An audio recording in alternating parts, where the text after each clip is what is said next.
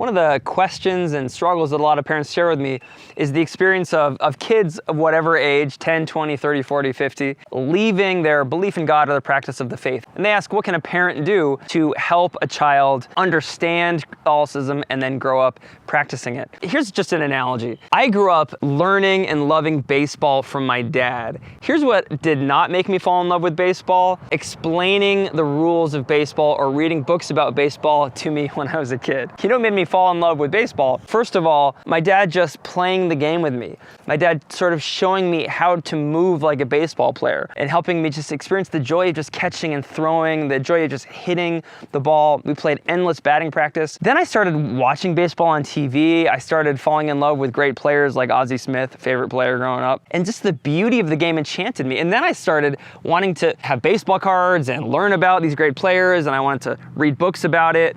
And then I would ask my dad about his life growing up and playing baseball, because he was a baseball player himself. Something like that is true, I think, of the Christian thing in the Catholic faith. Now, there is a rich intellectual side and very strong arguments for things in the faith, but that's never the most important part. The most important part of the faith is the living out of it, or the beauty, the attractive power of it. Back to my dad, not with baseball, but now with things of the faith. I remember seeing my dad go to daily mass, and he never said anything about it. I would just watch him. He didn't have to sell me on like the mass or the Eucharist, as much as he just fascinated me with his own life.